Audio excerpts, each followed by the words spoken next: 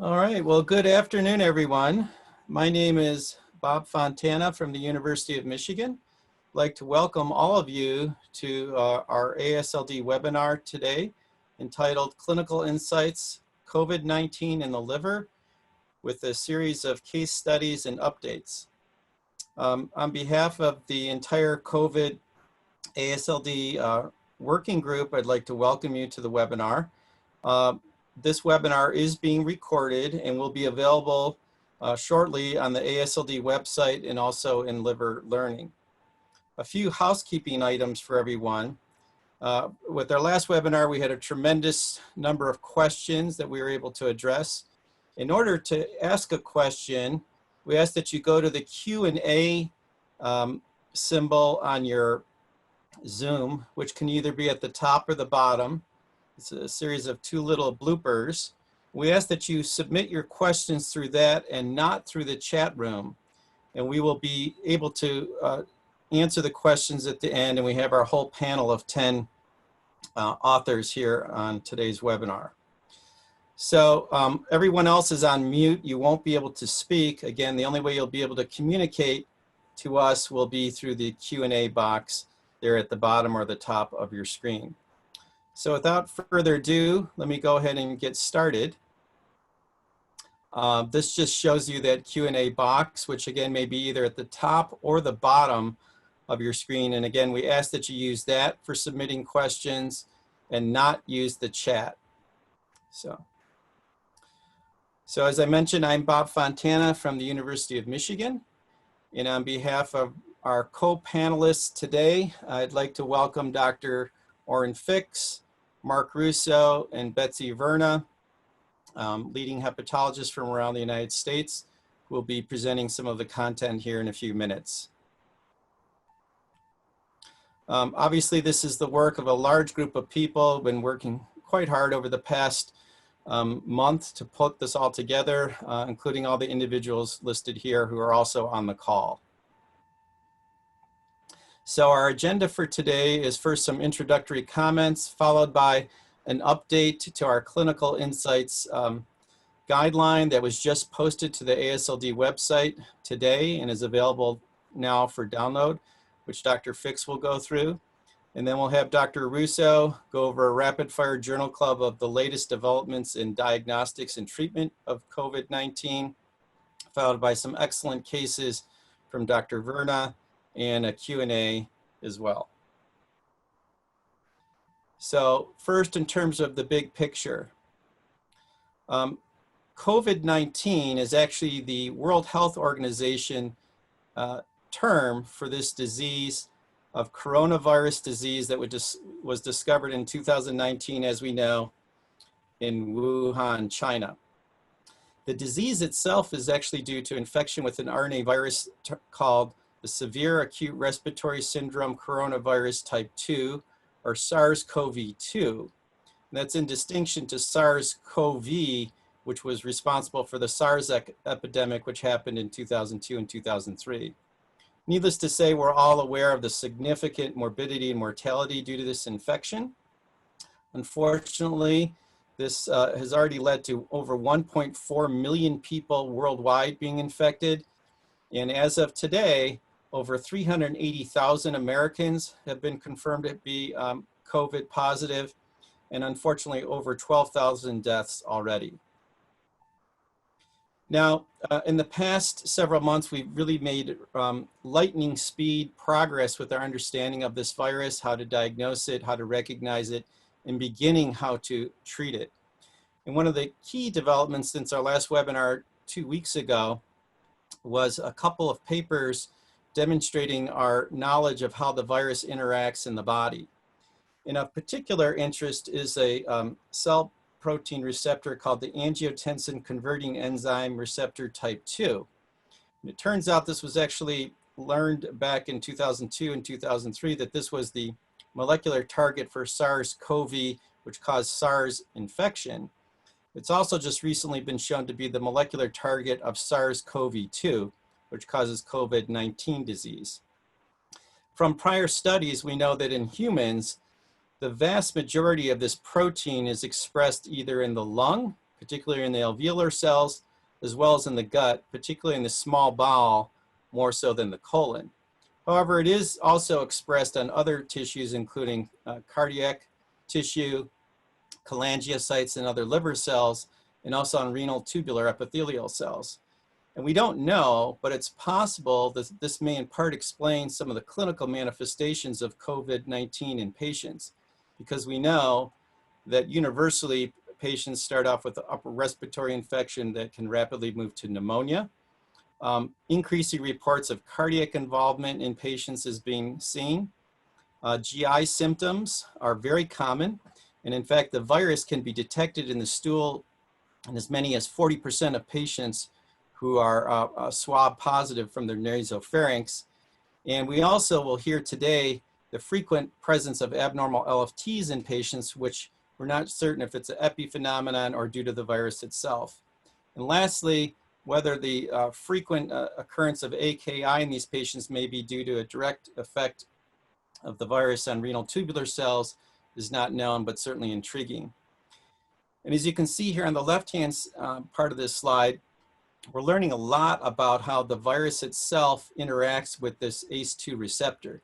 This is a cartoon showing the spike protein of the coronavirus, which gives it part of its spike to the name corona or crown, that can directly interface with this receptor. And this is a very important development to understand this, because it gives us a sense of how the virus is interacting and what might be some future molecular targets for understanding the immune response, as well as potential treatments. Now, a lot has changed in the last 2 weeks. Several sites, and particularly most prominently the CDC, now has a coronavirus self-checker for patients to see if they have symptoms compatible with coronavirus and whether or not they should be seeking testing. We've learned a great deal in the past 2 weeks about the preferred personal protection equipment for healthcare workers in the field. And also, as GI and liver specialists, we've learned the importance of wearing adequate PPE when you're performing upper endoscopy, including an N95 mask, goggles, double gloving, and a protective cloth on your body to prevent transmission of droplets, because upper endoscopy is a high-risk procedure. In addition to healthcare workers, just this past week, the Surgeon General of the United States and the CDC have both come out recommending that individuals in the general public throughout the entire US should use some form of a cloth scarf to prevent inadvertent transmission when out in the general public. At the same time, on the medical level, quite a bit has happened on molecular diagnostics. The swab tests are becoming more widely available. They involve obtaining a sample from the nasopharynx or oropharynx. And the good news is on this that the test time is improving significantly, down to 2 to 4 hours in many hospital labs. In addition to that, just recently in the past week, non-PCR based methods that don't require thermal cycling have also been developed and approved by the FDA, where you can get test results that are qualitative yes, no, in less than 15 minutes. And we're hopeful that these improvements in diagnostics will help us control the disease more rapidly. At the same time, truly non-invasive tests such as blood tests are also been approved in the past week by the FDA, including IgG and IgM serologies. And these will, I think, prove useful not just for diagnosis, but also for epidemiologic studies. And lastly, antiviral and immunomodulatory agents are being tested as we speak. When you go to NIHclinicaltrials.gov, there's over 338 clinical trials currently being undertaken worldwide throughout the world. We'll hear a little bit today about some of the promising data on remdesivir, favipiravir, hydrochloroquine plus azithromycin, and some of the IL-6 receptor inhibitors, which are largely reserved for moderate to severe patients with progressive hypoxia. So with that as an overview, I'd now like to turn over the mic to Dr. Orrin Fix from Swedish Medical Center in Seattle, who will be giving us an update on the guidance that was just published today on the website. Oren? Thank you very much, Bob. So I'll be giving an update of our Insights document, which was first published online March 23rd, and an update was posted online just this morning. It's available on the AASLD COVID-19 resources page for download. There's also a separate document with a high-level overview of the changes we made.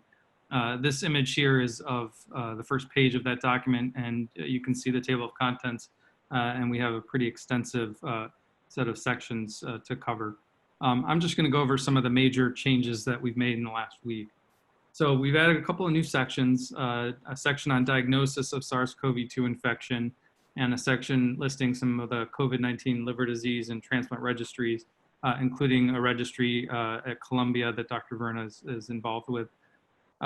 We've added a few new tables and figures, which I'll go over in just a moment.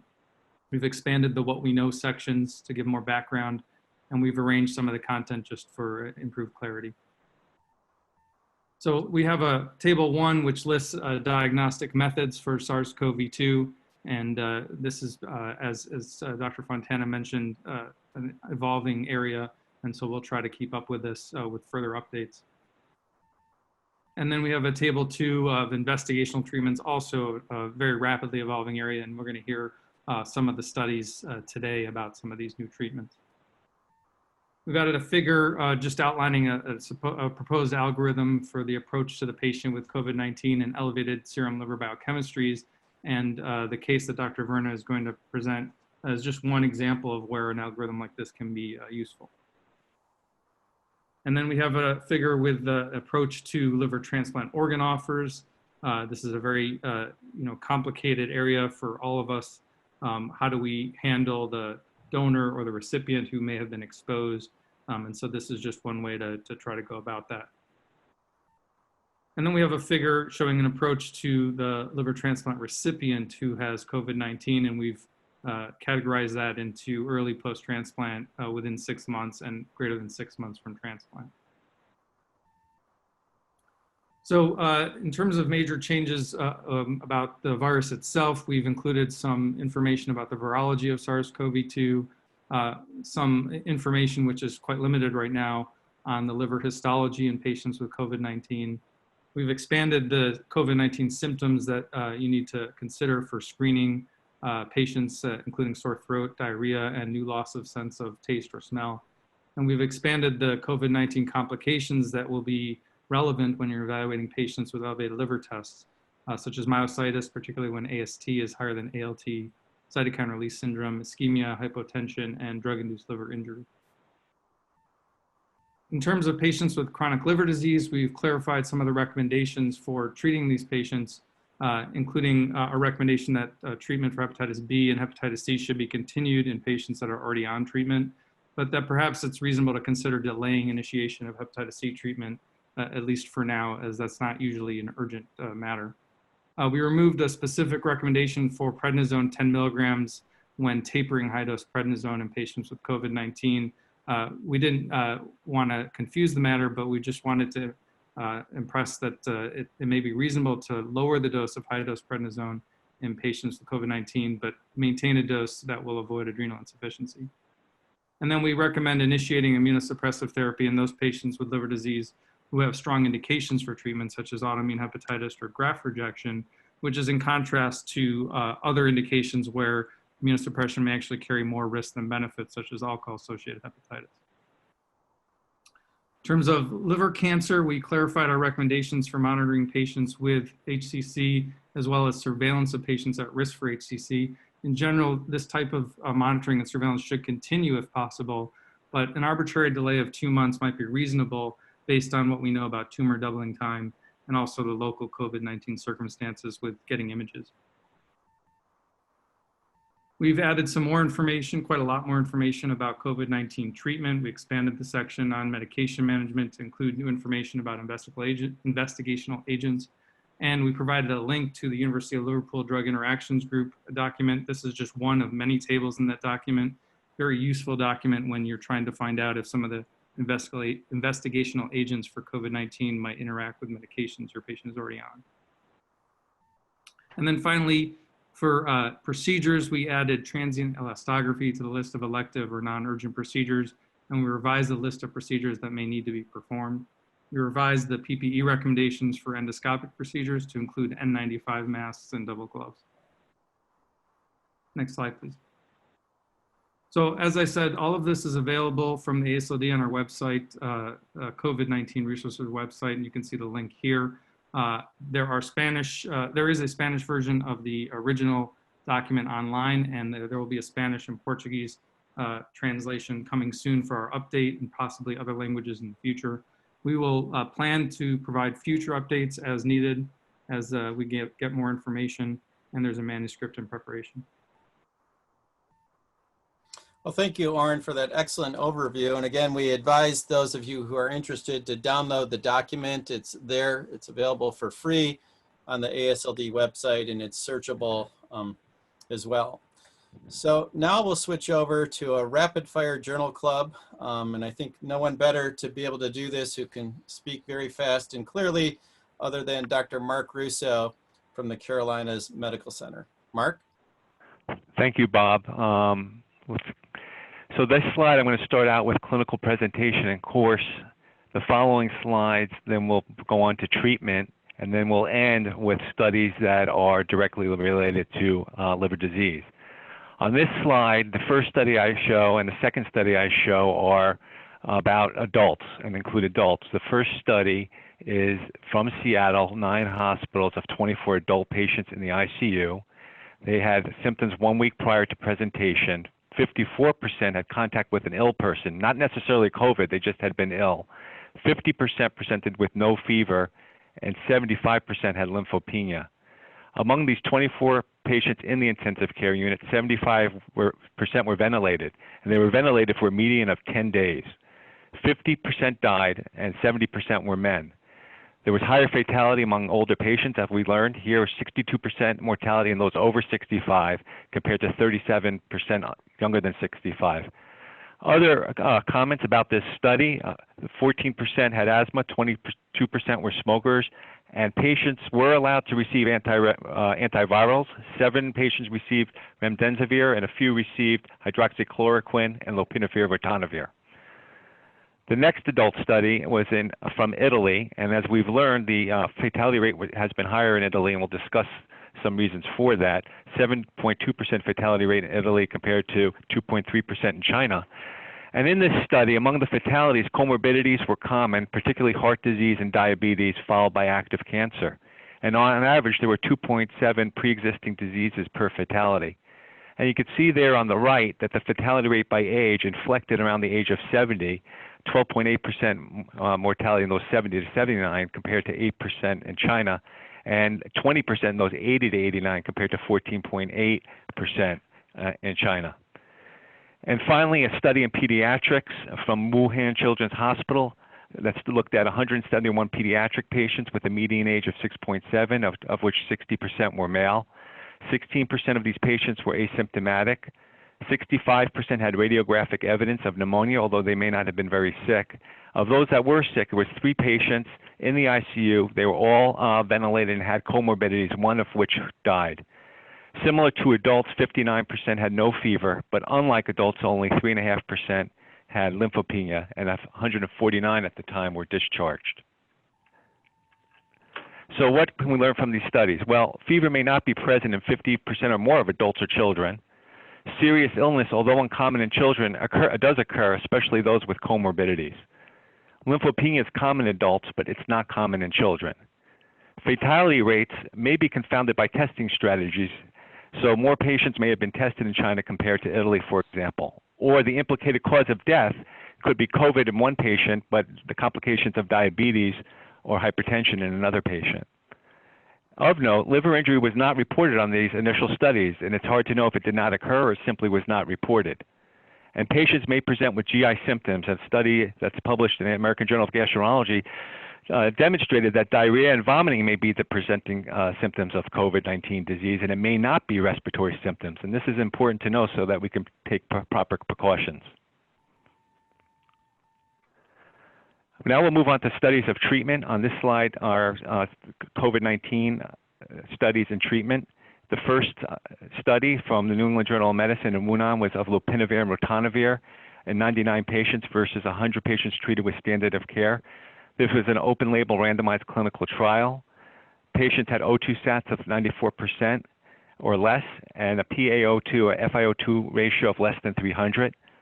Patients with cirrhosis and ALT and AST greater than 5 times upper limit of normal were excluded. There was no difference in clinical improvement between the groups. Clinical improvement was based upon an ordinal scale that was developed for influenza-like disease and included such items such as resolution of cough or resolution of fever. In addition, the median time to improvement was similar to between the two groups at 16 days. The lopinavir-ritonavir group did have a shorter length of stay in the ICU, and GI side effects such as diarrhea and nausea were more common in the lopinavir-ritonavir group. The second study on the slide has received a lot of attention. This is the hydroxychloroquine with or without azithromycin study from France. And this was a single-arm study of 36 patients treated with the hydroxychloroquine with or without azithromycin compared to 16 untreated controls. The subjects were older than 12, and they were excluded if they had retinopathy, G6PD deficiency, or prolongation of the QT interval. Virologic cure at day 6 was achieved in 70% of the treated group, which was defined as a negative nasopharyngeal PCR for the virus, compared to 12.5% of the control group. But of note, 6 patients were lost to follow-up in the hydroxychloroquine azithromycin group. And they'll follow this now with a negative study by Molina et al., also from France, that looked at 11 patients treated with hydroxychloroquine with azithromycin. The mean age in this group was 58, and 8 patients had significant comorbidities. 8 patients remained PCR positive, 1 patient died, and importantly, 4 patients discontinued therapy due to prolongation of the QT interval. Moving on to the next study by Chen, that's on a website called medRxiv. This is a site where authors can upload their studies before peer review. So this study has not been peer reviewed. This is a prospective multi-center open-label randomized clinical trial of favipiravir versus Arbidol or umifenavir. These are 2 antivirals used against influenza in Japan, Russia, and China. The study population were 18 or older and had symptoms within 12 days and COVID pneumonia. Again, similar to what we've seen, individuals with AST and ALT elevations more than 5 times the upper limit normal were excluded. The primary endpoint of this study, or 7-day clinical recovery, was not achieved between the 2 groups. What I'm showing you here is that the authors conducted a subgroup analysis among 3 groups, what they called an ordinary group, what we would consider mild disease, what we consider a comorbid group, those with diabetes and hypertension, and those with severe disease. And what they found in those in the ordinary group, or those with mild disease, they were more likely to achieve clinical recovery at day 7 with favipiravir at 71% compared to 56% in the Arbidol group. And finally, the last study on this slide by Shen et al. Looked at convalescent plasma administered 10 to 20 days after admission. And these were 5 critically ill patients with ARDS and who were ventilated. Four of those patients had resolution of ARDS 12 days post-infusion, and 3 have been discharged. So what can we learn from these treatment studies? Well, so far the data to date demonstrate that lopinavir-ritonavir was not associated with clinical improvement in the clinical trial that's been published. We may see studies, though, in less ill populations or in combination with other antivirals. Hydroxychloroquine and azithromycin, there was 1 positive trial, and I showed you one of the 2 negative trials.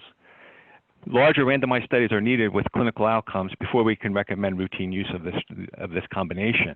And importantly, we need to be aware of the drug interactions with ritonavir or the side effects. There's with ritonavir drug interactions, and there's prolongation of the QT interval with hydroxychloroquine and azithromycin, which was reported in one of the studies. A study from a non-peer-reviewed article reported favipiravir led to improved clinical course compared to umifenavir in subgroup analysis of patients with mild disease. But these results would need to be reproduced, and this study still is yet to be peer-reviewed. The proof of concept study with convalescent plasma demonstrated in a small group of patients, the severely ill with ARDS and who were ventilated, and also on multiple antivirals, demonstrated encouraging results, of course, which would still need validation. And we're eagerly awaiting the data on remdesivir, tocilizumab, and others that are being currently studied. Finally, I'll conclude with liver-related studies.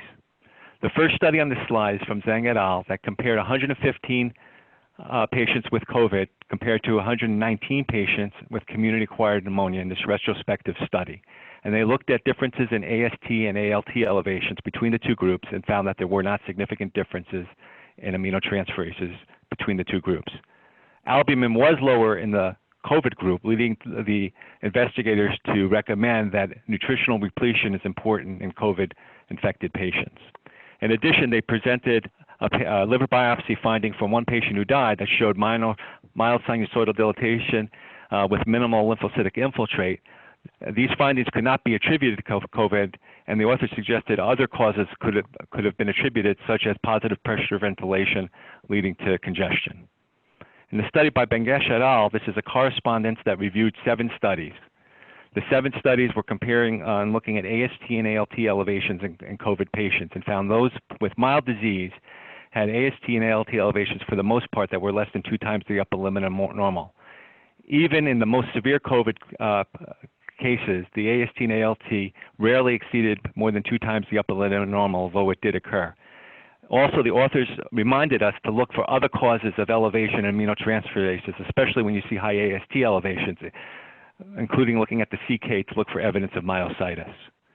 In the next study, also published in Lancet Gastroenterology and Hepatology, the authors report their experience of 111 decompensated cirrhotics enrolled in a prevention study at a Wuhan hospital.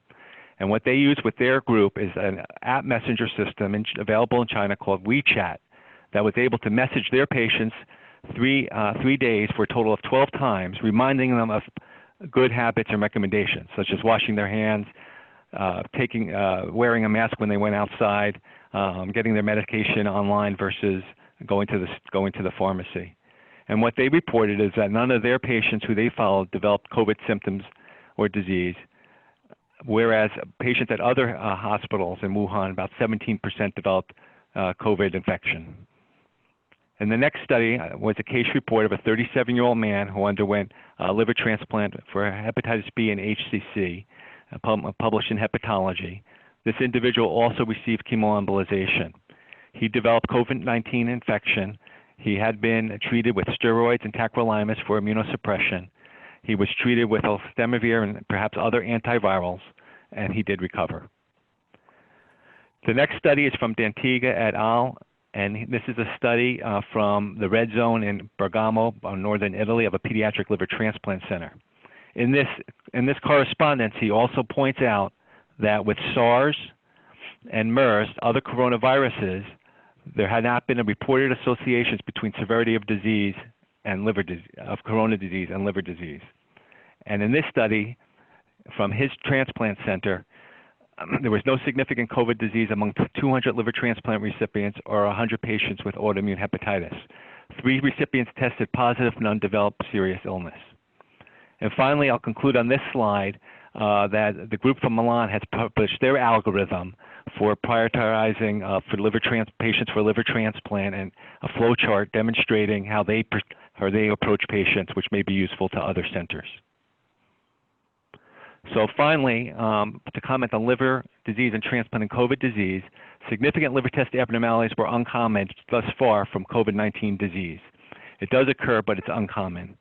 If significant liver test elevations do occur, though, it's important to evaluate for other causes, including drug toxicity, positive pressure ventilation, which may lead to congestion, ischemia, which is due to hypotension and vasopressors, and myositis, especially in the setting of elevated AST at a proportion to ALT. Increased morbidity and mortality from coronavirus, including SARS-CoV-2, has not been associated with immunosuppression in liver transplant recipients thus far.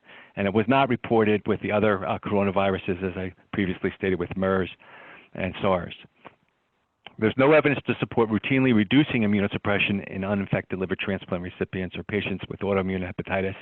However, of course, our approach may be different in the individual who is infected with SARS-CoV-2. All right, well, thank you, Mark, for that whirlwind of information. So next, we will move on to a case discussion to help provide some clinical context on how you might use some of this data.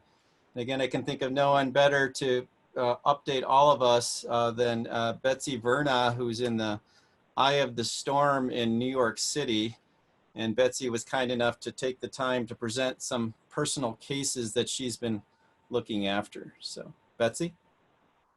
Thank you. Good afternoon, everybody, and thank you for this opportunity to present an interesting case of a patient with COVID-19 and abnormal liver tests. So this is a case of a 52-year-old woman who had a chief complaint of subjective fever, cough, shortness of breath, and headache. Her onset of symptoms was about 7 days before she presented to the emergency department, initially just with fever and headache, but now presents for emergent care due to significant shortness of breath. She had no recent travel, although might have had an exposure at home as her husband has been sick with a fever and diarrhea for about 10 days. She and her husband both were started on hydroxychloroquine empirically by their internist about 4 days prior to admission. They were not tested for COVID or other respiratory viruses due to limitations in testing locally. In terms of her additional medical history, she has hypothyroidism and has been stable on replacement therapy. She had a cholecystectomy in 2011 for symptomatic cholelithiasis, and she works part-time as a pharmacist, has no significant alcohol or tobacco use, and lives with her husband and 34-year-old son.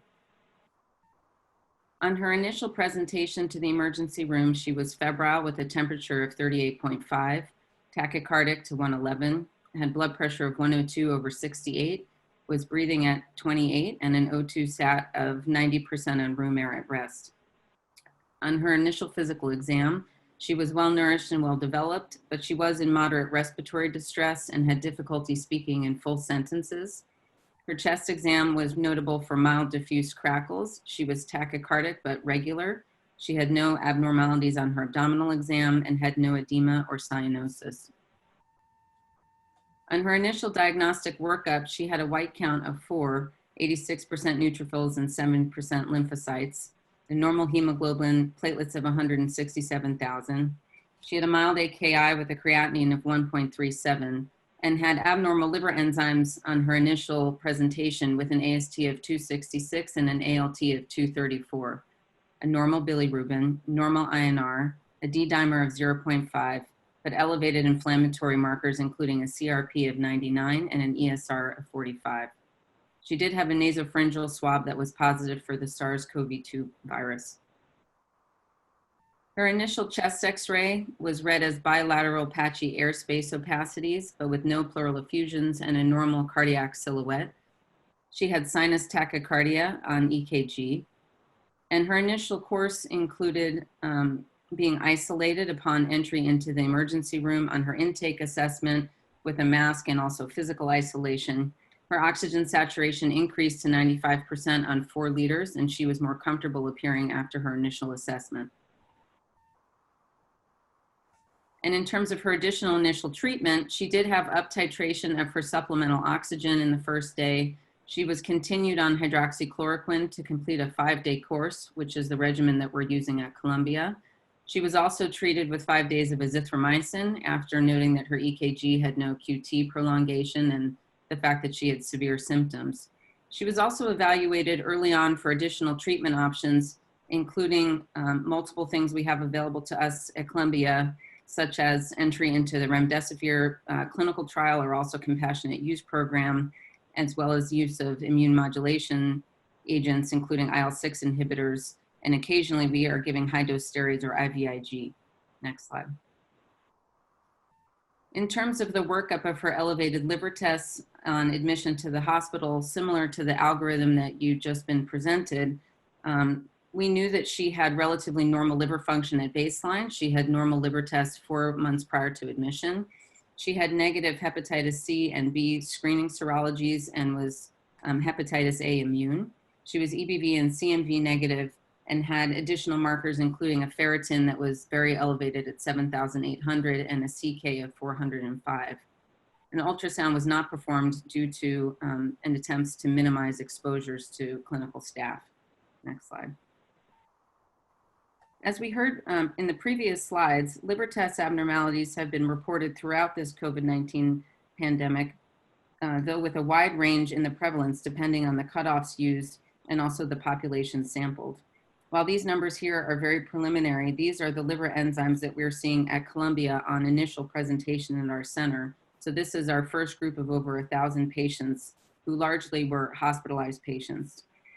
And while 20 to 30% of patients had any elevation in liver tests above our local upper limit of normal, only 5 to 10% had elevations greater than 2 times the upper limit of normal, and less than 5% had elevations greater than 5 times the upper limit of normal. And anecdotally, we've largely seen these in patients that have more severe forms of the illness.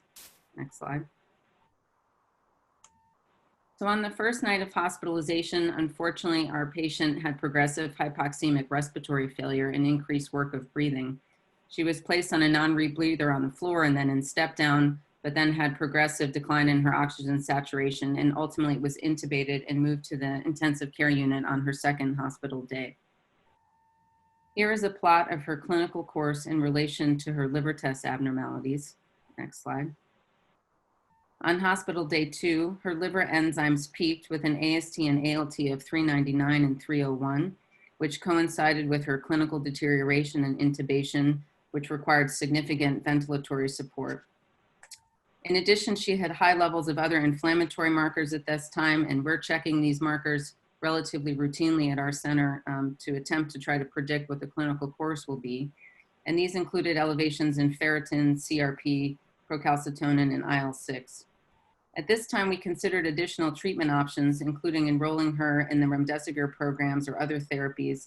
But as you also heard in the previous slides, most of these clinical trials are excluding patients with LFT abnormalities above 5 times the upper limit of normal. So this was not available to us. She was therefore given an off-label dose of tocilizumab. And over the subsequent 5 days, she had a slow but progressive improvement both in her oxygenation and vent settings, as well as a progressive decline in her liver enzymes. Next slide. However, on hospital day 9, her oxygenation again worsened. Her liver test increased, now with a peak of 156 and 122. She had additional inflammatory markers that overall seemed to be somewhat improved, but due to her overall clinical deterioration, she was actually given a second dose of tocilizumab. And this was again followed by a couple days of stabilization and improvement in liver test. Next slide. Then about 2 weeks after her initial admission, she experienced again a clinical deterioration, although this time her vent settings were stable and she had new hypotension requiring pressor support. Her inflammatory markers were again elevated. Her AST, ALT increased as well. And now for the first time, she had a more cholestatic picture with a total bilirubin of 3. Next slide. And on workup for this new deterioration, she had an abdominal ultrasound that had a heterogeneous appearing liver, but normal bile ducts, no splenomegaly, no thrombosis.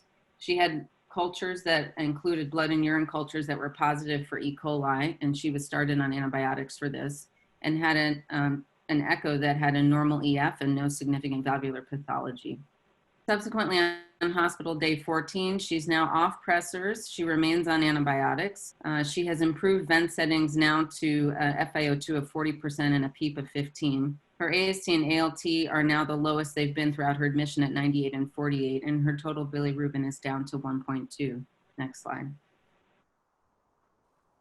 So some takeaway points, I think, from this case include the fact that mild liver enzyme elevation is relatively common in COVID-19, but severe elevations such as this to over 5 times the upper limit of normal occur in the minority of patients. I would say definitely less than 10% and maybe less than 5%. And these are often patients that are likely to have severe disease. Liver enzyme elevations may impact our treatment strategies, as many of these agents and certainly clinical trial enrollment is often precluded by this level of liver test elevation. And in critically ill patients, liver enzyme abnormalities may be multifactorial. And as they go up and down, you have to continue to consider additional injuries that might have occurred. However, the liver injury from COVID-19 likely reflects both direct viral mediated injury as well as an inflammatory response, and may mimic the overall course of the COVID-19 syndrome. Next slide.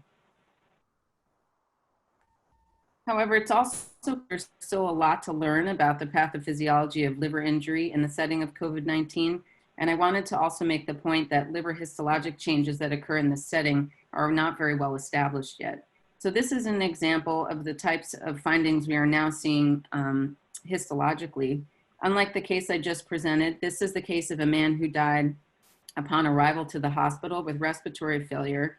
And although he was very sick, he'd had relatively normal liver enzymes with an AST of 48 and an ALT of 23. And here you can see on autopsy, in terms of the liver specimen, we see moderate large droplet fat, some lymphocyte predominant portal inflammation, as well as focal centrolobular necroinflammation, all of which can be seen in the setting of NAFLD alone. And it is really uncertain whether any of these are COVID-related changes or not. I think highlighting the need to understand how underlying liver disease and the clinical situation of the patient will impact our findings as we learn about the histology. Next slide. Next slide. And one last histological example. This is a liver biopsy of a liver transplant recipient who experienced elevations in her liver tests early after the transplant, as well as shortness of breath, and was unfortunately diagnosed with COVID in the hospital in the early post-transplant setting. This is a liver biopsy that was done on post-op day 7 when her liver enzymes were in the multiple hundreds. And here you can see there's a mixed picture, both with typical features of acute cellular rejection, but also lobular hepatitis with clusters of apoptosis and mitosis that could indicate a more classic viral mediated pattern.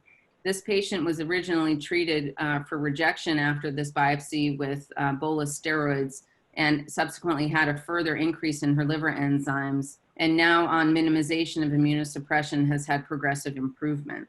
And I think this case highlights the importance of understanding the patient's underlying condition in planning the COVID treatment strategy that needs to be employed. Next slide.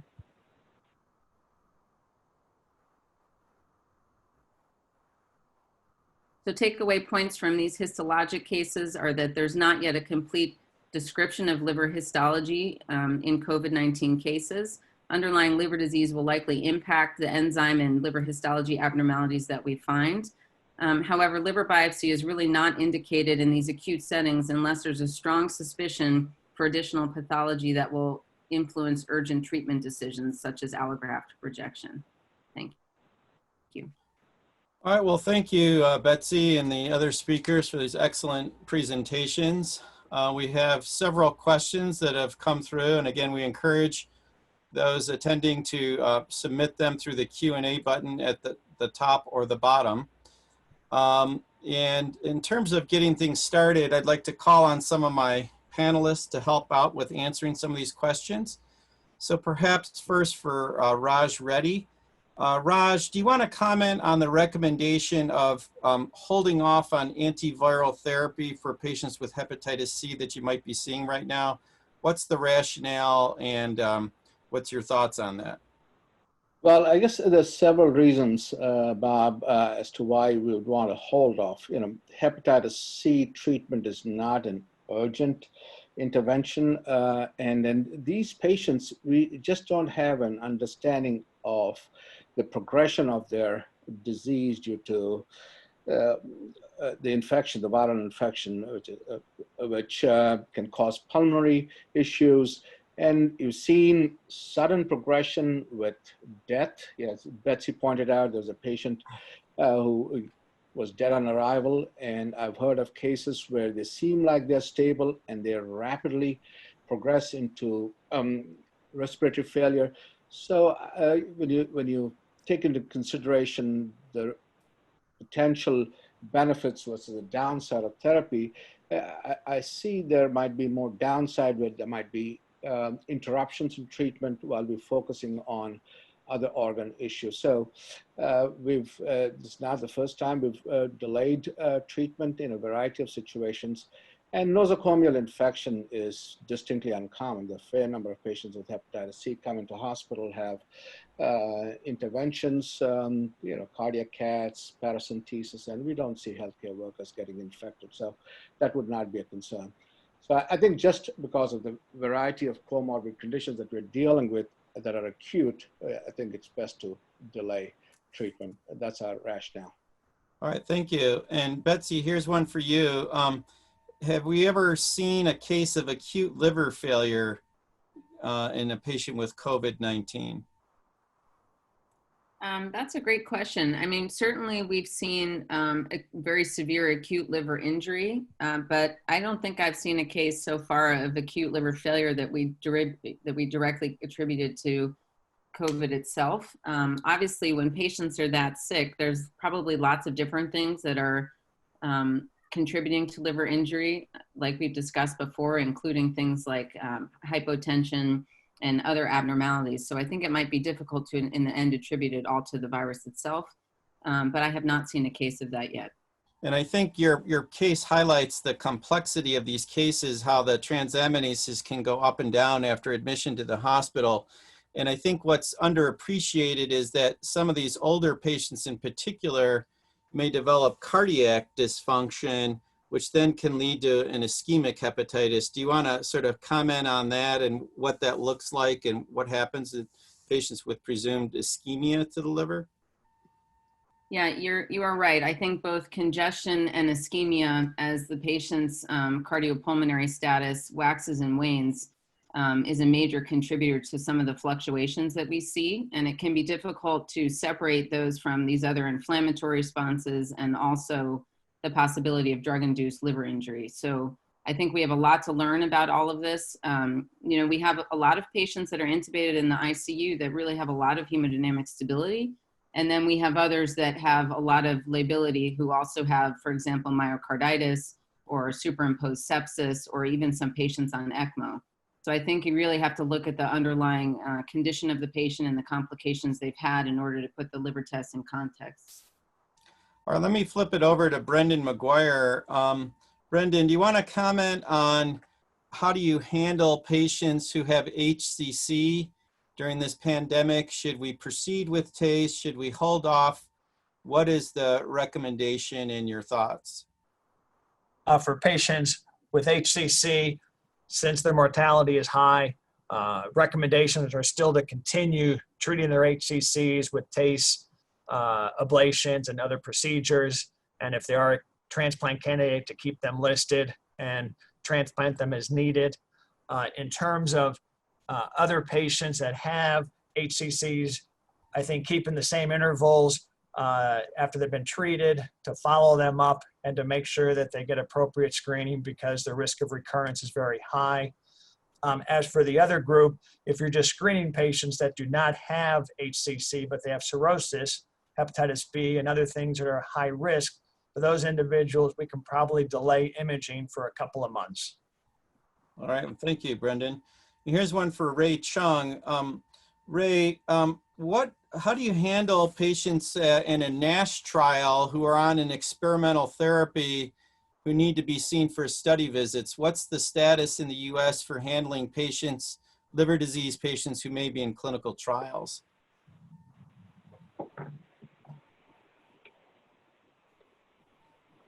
I don't know if we have Ray there. Bob, I can take it if you want. Okay, go ahead, Raj. Yeah. So that's an important question, and there are guidelines by the FDA and the NIH. The first things, all outpatient clinical trials have come to a halt. You can do visits via telemedicine or video to assess safety. If you want safety labs, they're encouraged to go to the nearest lab, and sponsors are willing to cover those costs. And investigational product can be delivered to the patients at home if you think that it is safe. There are going to be deviations. You don't need to report them to the IRB right now, but eventually would have to be reported to the IRB. So deviations are likely to happen. So that's how most clinical trials are being operated. And the sponsors have been in agreement with such a strategy. Safety first. Okay. Here's one for Oren. Oren, what is your advice, or what's the recommendations for healthcare workers who are in the front line? Should we be restricting individuals, pregnant patients, or pregnant healthcare workers, certain age cutoffs, immunosuppressed. What's the current thinking on that for healthcare workers?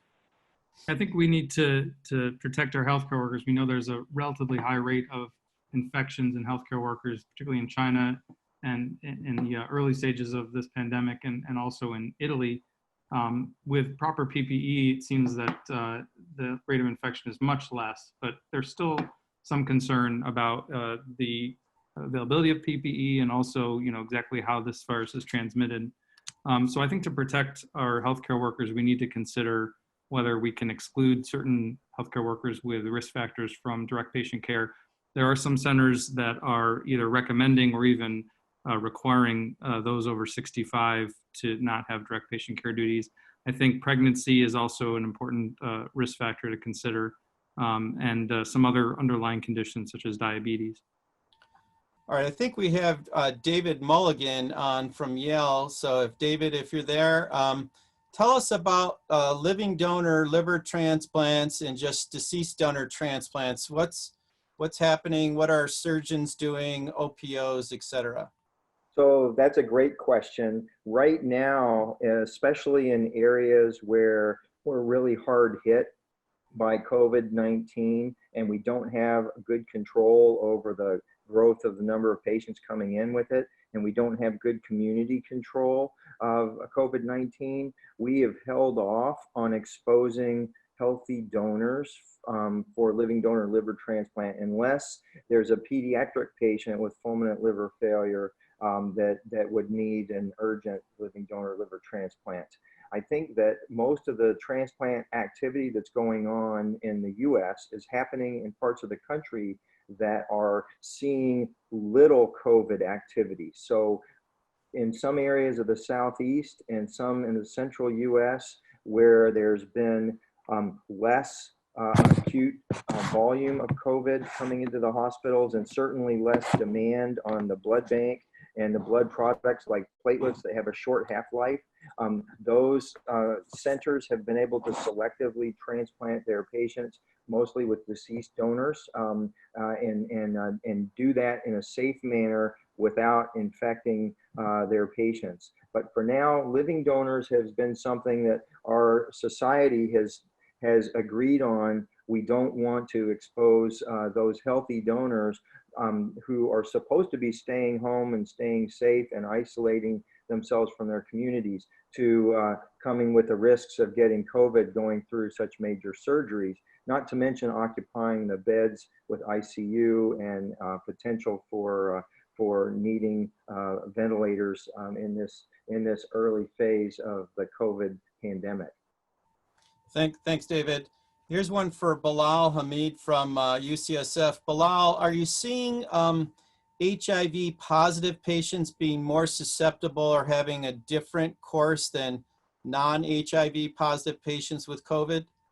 Yeah, so excellent question. So far, we have not seen any patients with HIV or any patients with HIV with COVID-19. And there is so far no data about that these patients would have a higher risk.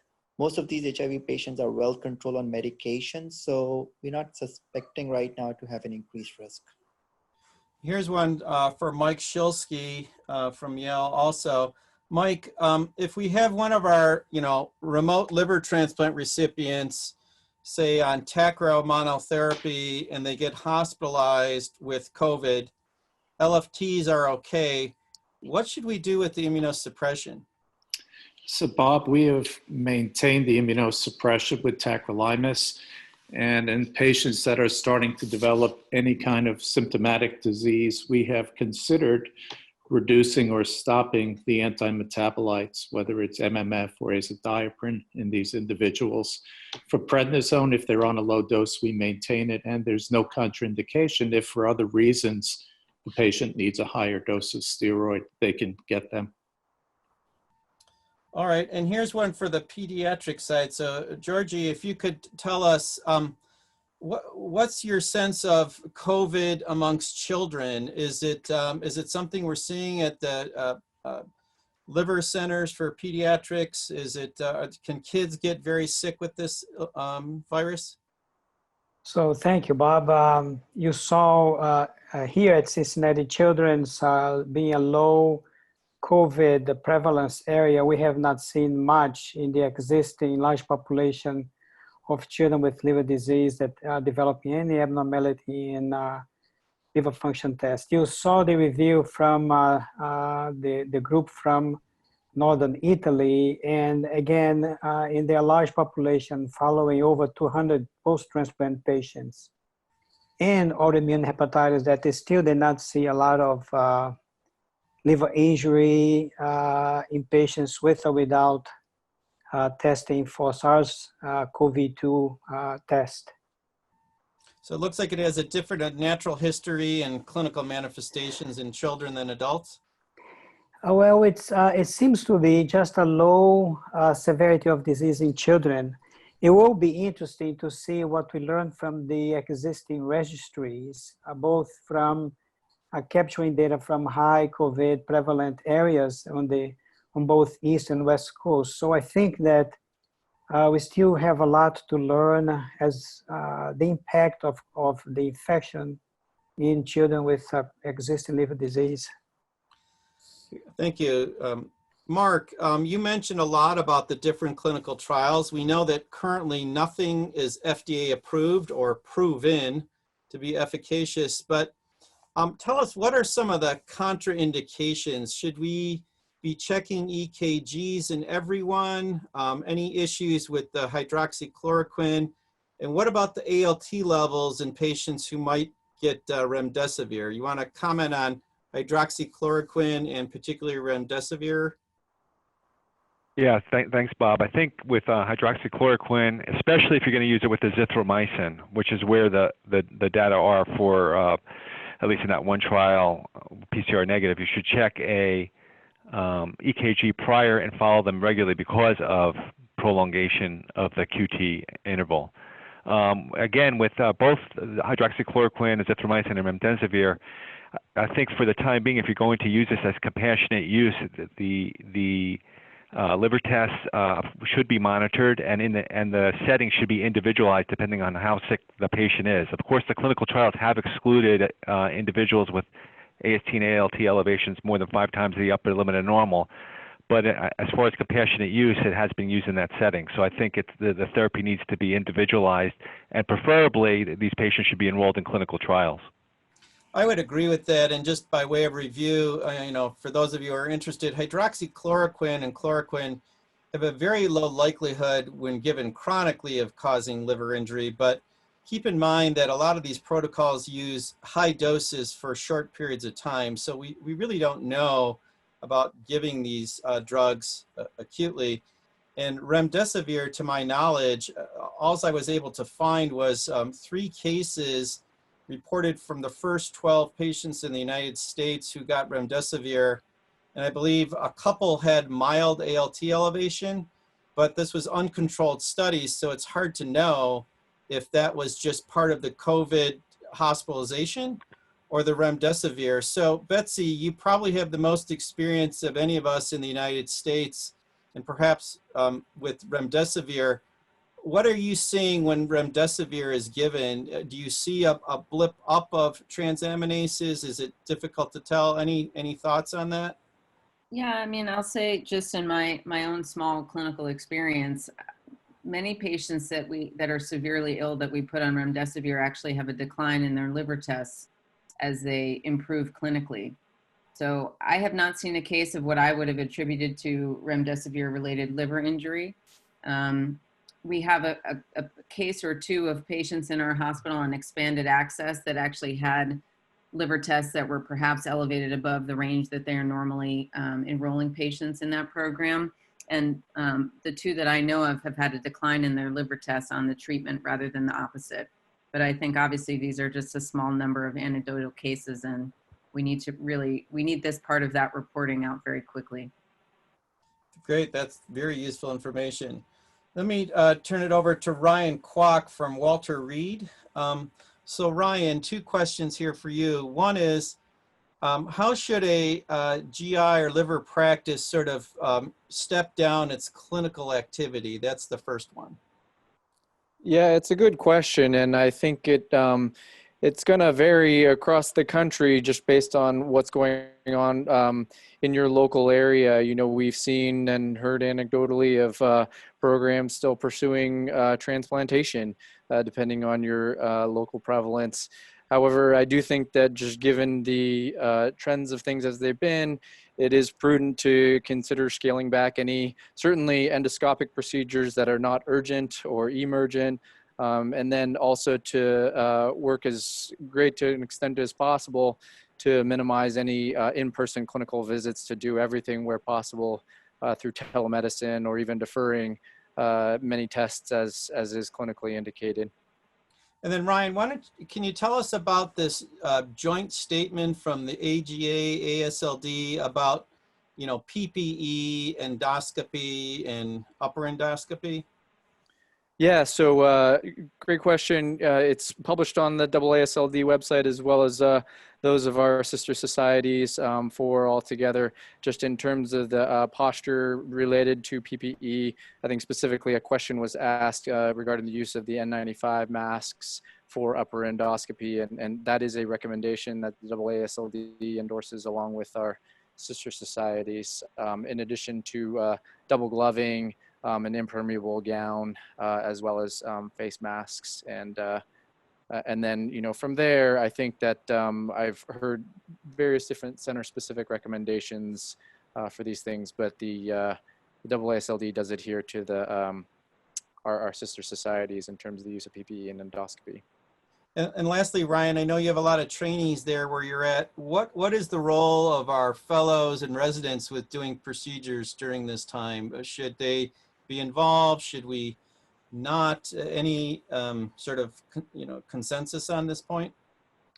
Yeah, I think that is up to the centers. You know, a lot of unique things have been done in terms of you know, involving fellows in terms of maintaining education while balancing that against safety and utilization of resources. Specifically, PPE is some of the issues that have been cited. And so I think that, you know, you really need to balance that and ask yourself if a trainee being involved in that case is the right thing at that time for their education, as well as for the betterment of the hospital system in general and for the patient themselves.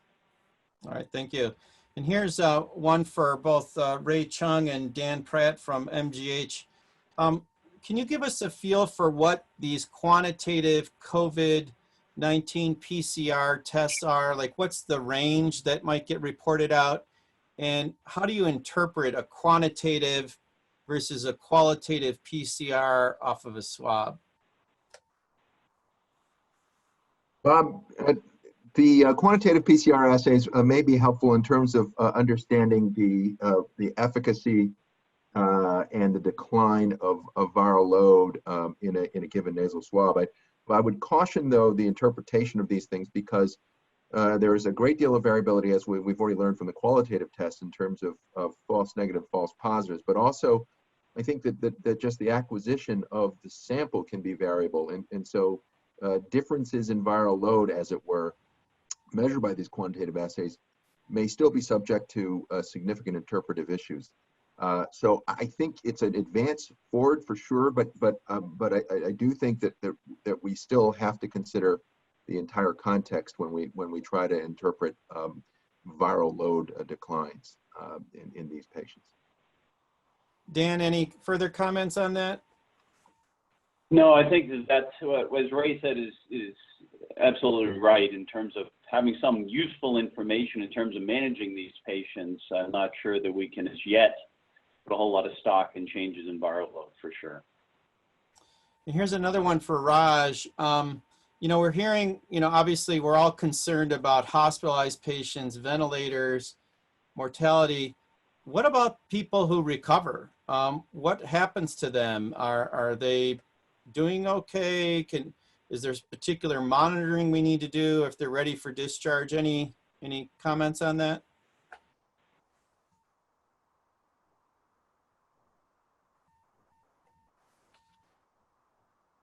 Well, maybe if Raj isn't there, any of the other panelists want to take that one? So I was muted, Okay. Go ahead. Someone else also address it? So, I was just going to address the situation of transplant recipients, and we were struggling as to how we should advise them and what we should do with regard to their support system. And obviously, it makes sense. We're advising them to stay indoors and have as much distance as possible from the support system. A question has come out as to what we would do with infected patients. Should they have testing and nasal swab done to make sure that there's no viral shedding before they go home? If they do have viral shedding, what do you do? And this is unclear. And obviously, we would want to isolate them as much as possible. It may take a while before they stop shedding virus for us to keep them in hospital. So these are issues that we really don't have straightforward answers. I can comment on that. In the Detroit and Michigan area, we're certainly an evolving epicenter. And what's happening here is because of the large number of patients that are coming into our hospitals, but yet are improving and ready for discharge. Many of them are elderly and have gotten quite weak and lost weight and so on. And so what's happening here in Michigan, and I believe also in New York, is there's these field hospitals that are being set up to help patients recover, maybe low dose oxygen, needing rehab, because it can be very difficult to place these patients in a conventional setting of like a rehab facility or extended care facility because of obviously concerns of transmission. Any other models of care there from the panelists that are happening around the country that you think are worth sharing to others here? Hi, Bob, it's Mark. I just wanted to, one model that we have at our center at Atrium Health is a virtual hospital, and these are patients that are at home. It's over 300 with COVID and symptoms that receive some equipment like blood pressure cuff and a pulse ox, and then receive a call from an advanced practice provider or an MD to check up on them. And this has really freed up a lot of hospital beds where patients that would be essentially monitored really the same way, except they're being monitored virtually at home through giving them equipment and monitoring through video. And what about obtaining labs in those patients, Mark? Do you have like home care services to go to the patient's house and draw the blood work? Or are you encouraging them to go to a local blood drawing station when you know that they have COVID? Well, for the most part, my understanding from this group is most of them don't require blood work. If they do, there is a paramedicine service that can, but I think that's relatively uncommon that they have blood work checked. Any comments from other panelists around the country in terms of other models that you might want to mention for others to be aware of? Well, Bob, going back to what Mark just said about where to get people tested, we've experienced an unfortunate circumstance where we did have to have a positive patient retested for blood sampling, and we use the same people that are doing the testing that are already in the PPE and have the facilities to handle that properly and not to encumber our current regular services. However, I do know that colleagues in New York that there have been separate centers set up or mini clinics to actually deal with positive patients just due to the magnitude of the problem.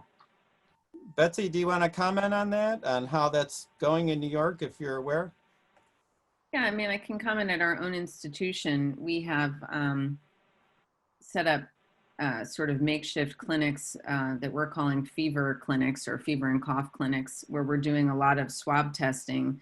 I think getting blood tests and other types of tests done in the same setting has been a challenge for us and is definitely a moving target. I think the institutions in New York are all sort of handling this differently. Patients that are not particularly having COVID-related symptoms, some of them who still need monitoring for, liver test abnormalities post-transplant or decompensated cirrhosis or other things, this has been another real challenge for us in terms of trying to find a way to safely monitor patients that really can't go out without lab testing for several months in a row. And for those folks, we've been sort of sending them to their local labs and asking them to take precautions in order to do that. But I think both testing for patients that are positive and symptomatic and also testing for asymptomatic patients has become a real challenge in this area. Betsy, another question for you here. You showed that very nice case of the tocilizumab, and I think you gave 2 doses to that one patient. How quickly does tocilizumab work, and how do you give it? Do you need to be in a monitored setting? What's sort of the clinical parameters around who should get it, how to give it, and what to expect?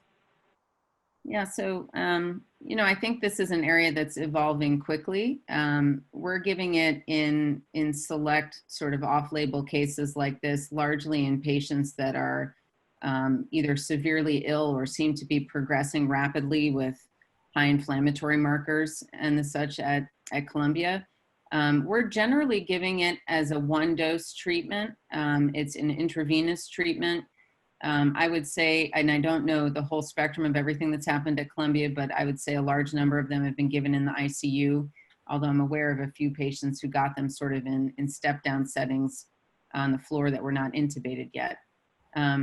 We see a change in their, you know, labs and inflammatory markers in the first few days after the treatment. I think not dissimilar to the case that I presented here. But it's too early to tell whether, you know, there's rapid clinical change in terms of their respiratory status and vent settings and staving off of intubation or severe outcomes in relation to this treatment. So the case I presented here is not sort of in a randomized trial. This is something we did because we were watching a patient rapidly deteriorate in front of us. And unfortunately, I think that's going to be a lot of the first treatment experience that we have to report. Here's another one for Oren. You know, sort of on the big picture epidemiology, you know, we keep hearing that men are more likely to be hospitalized and possibly fatalities. Do we know why that is? And do we know other clinical risk factors for either, you know, severe COVID or fatalities? I don't think we know, but it's possible that men have more of the associated risks associated with severe disease, diabetes, hypertension, those sorts of things. I also wonder if some of the data is coming from China, where there's a predominance of males versus females, but I think we'll have to wait for more information to answer that. And then here's one for Georgie and perhaps Ray. Do we think that the virus may be directly infecting hepatocytes or cholangiocytes? I briefly went over the expression of the ACE2 inhibitor predominantly on cholangiocytes and endothelial cells.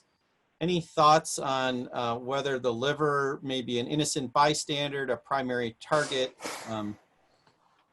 So Bob, I can start, and I look forward to Ray's complement my initial comments. It is a bit surprising that ACE2 receptor being much more easily to be found in cholangiocytes and as I said, sinusoidal cell, and yet the histological pattern is not following that anatomical distribution, if you will. What I also find it interesting is that the typical the features that we saw today on the histology showing that fatty accumulation, especially on Betsy's case, that a patient came and died, had relatively low liver enzymes and such a fatty change in the liver without necessarily the previous history of drug or using one of the antivirals, make me think that whether there is a secondary metabolic freeze that happens in these patients, the features almost resemble the Rice syndrome that we used to see in pediatric patients that developed liver failure that were metabolic in origin. So there is a discrepancy in the expression of the receptor that would be recognized by the virus and the type of histology that we're beginning to see. Ray, what are your thoughts? I agree with you, Georgie, and there's a disproportion here. I mean, yes, there is the theoretical risk for tropism and infection of those cells, but the evidence so far between staining studies the histological changes and the lack of a profound engagement of an immune response, much as one sees in the lung, for instance, are all arguments, I think, that if there is replication, it may not be clinically consequential. So I would say that the evidence thus far, even though the ACE2 receptor is there, does not support it as a real tropic side effect. All right. Well, I appreciate all the expert input and excellent questions from all of our attendees tonight. It's getting a bit late. We certainly welcome those of you who were unable to get your questions answered to submit them.